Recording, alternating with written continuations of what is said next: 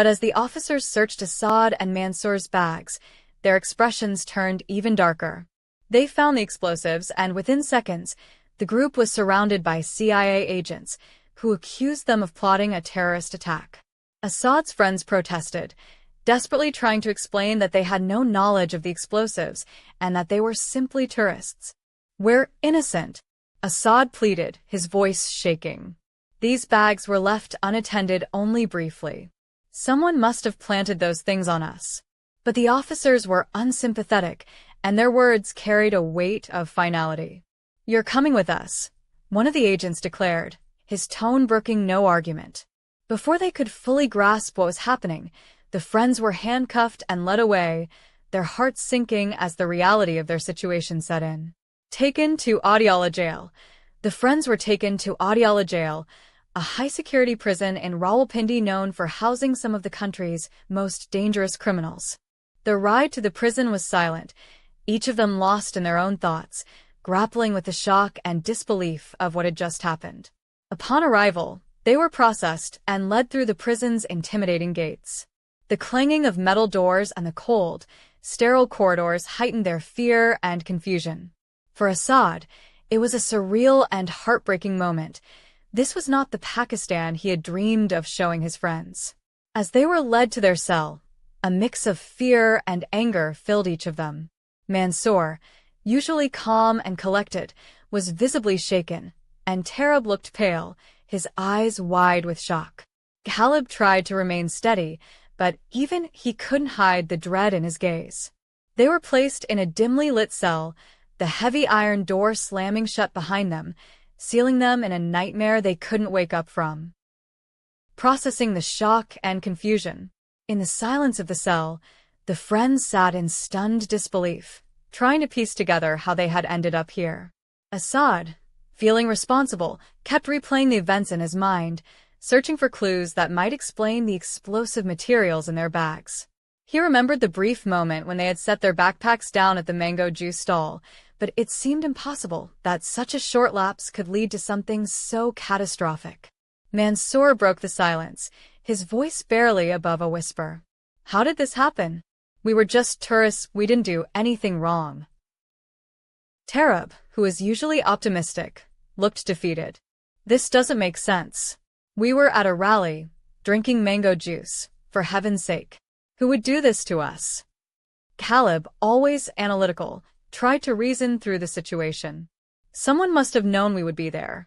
This feels orchestrated." Assad nodded, anger simmering in his eyes. "They planted this on us, probably because we were foreigners. This has to be some sort of setup." Despite their attempts to make sense of the situation, they had no answers. The reality was harsh.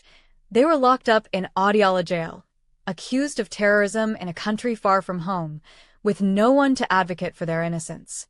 A glimmer of hope, contacting Haider. Hours later, as the weight of their situation settled over them, a guard arrived and informed them that they had the right to make a phone call. Desperately clinging to hope, Assad asked to call his cousin, Haider. When Haider answered, Assad struggled to keep his voice steady. "Haider, we're in Adiala Jail. We were set up, accused of carrying explosives." Haider's voice was filled with shock and concern, but he quickly regained his composure. "I'll get you out of there, Assad. Don't lose hope. I'll find a way." The brief call left Assad feeling a flicker of hope. He knew that if anyone could help them, it was Haider. With his intelligence and resourcefulness, Haider would not rest until he cleared their names. Life in Adiala Jail. The days in Adiala Jail were harsh and unrelenting. The friends were placed in a communal cell with other inmates, some of whom eyed them with curiosity, others with suspicion. The prison routine was grueling, with strict schedules and limited contact with the outside world.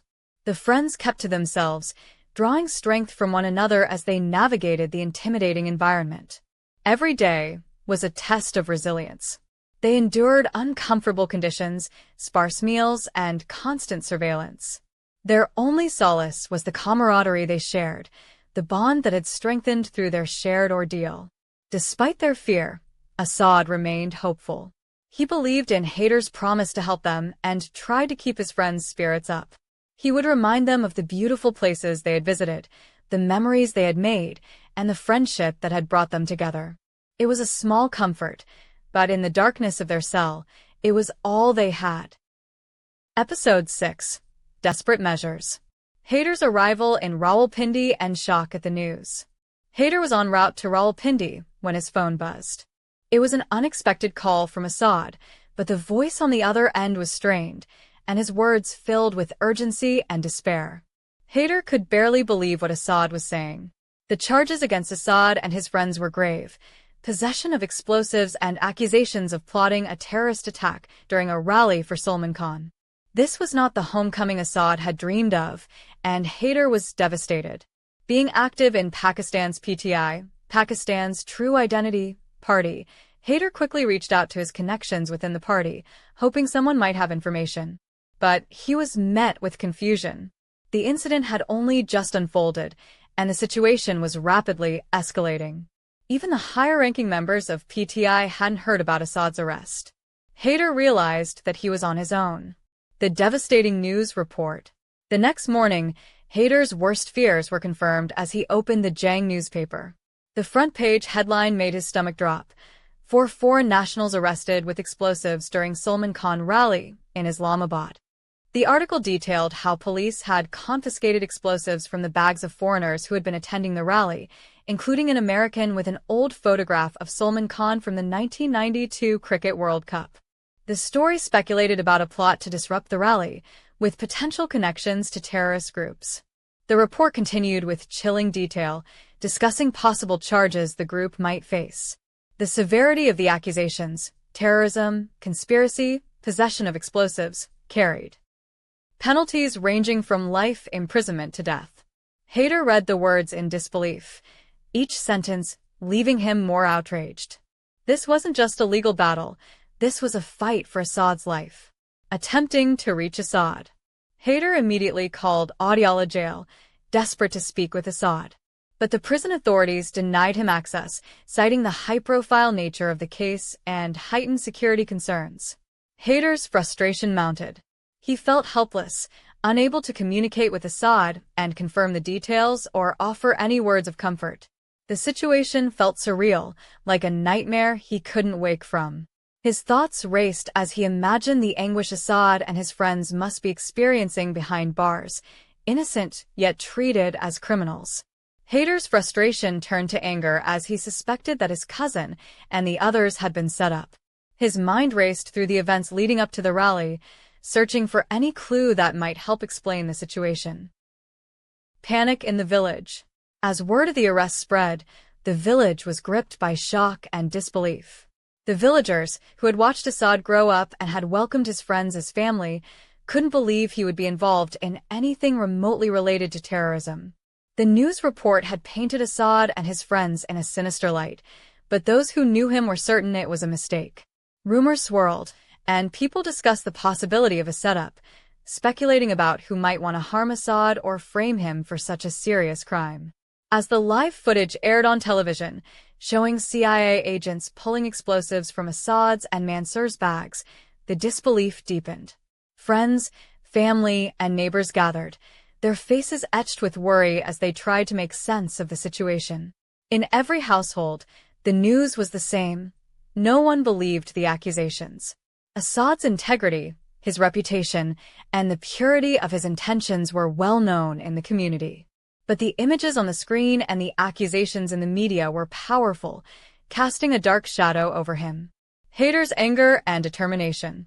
Haider watched the news coverage, his anger simmering as he saw the staged nature of the so-called evidence against Assad. He could sense the setup. It was obvious to him that someone had planted the explosives. But who could be responsible and why? Haider felt trapped, helpless in the face of an immense legal and bureaucratic machinery that seemed determined to paint Assad as a criminal. Unable to sit idle, Haider started to investigate any connections or political angles that might explain the arrest. He thought about recent events, political tensions, and rivalries within the country. There were too many moving parts, but he resolved to keep pushing, unwilling to let his cousin's fate be decided by a biased system. Breaking the news to Assad's family. The next morning, After exhausting his options for contacting Assad directly, Haider decided to inform Assad's father in the United States. It was a conversation he dreaded, but he knew they needed to hear the truth. When Assad's father picked up the phone, Haider struggled to find the words. The silence that followed Haider's explanation was heavy with shock and fear. Assad's father, a quiet man known for his wisdom and calm demeanor, found himself speechless. The thought of his son facing such severe accusations in a foreign country filled him with dread. Haider described the media coverage, the news articles, the live footage, all of it painting Assad in the worst possible light. Assad's father was overwhelmed, struggling to comprehend the enormity of the situation. In a shaky voice, he said, "This isn't possible. Assad would never, he's not that kind of person." The pain in his voice was palpable, each word carrying the weight of a father's love and despair. Haider also explained that he had no way to contact the families of Assad's friends, Mansour, Tarab, and Ghalib. He asked Assad's father if he could provide contact information for them to notify their loved ones and explain what had happened. Assad's father agreed, knowing that the other families deserved to know what was happening. The families' reactions. The news shattered Assad's family and close friends in the United States. His father reached out to Mansour's family in Canada, Tarab's family in Australia, and Ghalib's family in England. Each call was met with disbelief, fear, and a flood of questions. Mansour's family reacted with a mix of confusion and anger. "Our son would never be involved in anything like this," his mother insisted, her voice trembling. They were devastated, struggling to accept that their son was being held in Pakistan under charges so grave that they couldn't even fathom the consequences. Tarab's family in Australia was similarly shocked. His father, a practical man, immediately began to question the validity of the charges. "This has to be some mistake," he said. "Tarab would never be involved in anything illegal." Despite his calm exterior, he was terrified, wondering how his son would survive such an ordeal. In England, Ghalib's family was shaken to the core. They watched the news footage in disbelief, horrified by the implications of the accusations. Ghalib's younger sister cried, clutching her mother's hand as they tried to process the situation. His father was furious, vowing to do whatever it took to bring his son home safely. A crisis of faith in the system. As the news continued to unfold, each family found themselves grappling with a loss of faith in Pakistan's government and justice system. They felt betrayed by a country that was supposed to protect its citizens and its visitors, a nation that had welcomed their children and then turned on them in the blink of an eye. Assad's father, a man who had always taught his children to believe in justice and fairness, now felt disillusioned. He had placed his trust in the country he once called home, a place he believed in, a land he had proudly spoken about to his children. But now, that faith was shaken. The government's harsh response, the media's sensational coverage, and the lack of legal recourse filled him with fear and anger. The public and media frenzy. The media continued to stoke the flames, framing Assad and his friends as villains, suggesting a grand conspiracy. News anchors and reporters dissected their backgrounds, speculating on their motives and further poisoning public opinion against them. The words terrorists and foreign plot were thrown around freely, painting the group in a damning light that bore no resemblance to the truth. Haider, watching this unfold, felt his anger boil over. He was disgusted by the sensationalism, the way Assad and his friends were portrayed as criminals before even having a chance to prove their innocence. The public, too, began to speculate, with social media filled with comments, rumors, and theories. But there were those who doubted the official story. People in Assad's village, his friends from PTI, Pakistan True Identity, and even some members of the public who followed the news closely began to question the narrative. They knew that the charges seemed baseless, the evidence flimsy. A small but vocal group began to speak out on social media, defending Assad and demanding a fair trial. A father's determination. Assad's father, although devastated, was determined to fight for his son.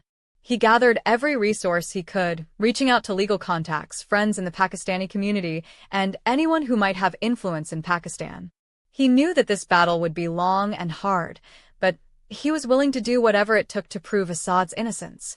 He contacted human rights organizations, legal aid societies, and politicians, pleading for someone to intervene, to look past the sensationalized headlines and see his son for who he truly was. It was a race against time, and he knew that he couldn't afford to lose hope. The villages stand for Assad. Back in Pakistan, the villagers who knew Assad began to organize, spreading the word and gathering support. They were determined to show the authorities that Assad was not the person the media portrayed him to be.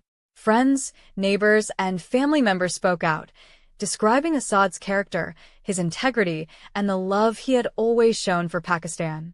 They held small gatherings, praying for Assad and his friends, sharing stories of his kindness and generosity.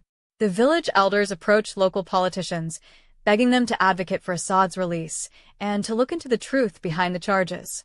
The beginning of a long fight.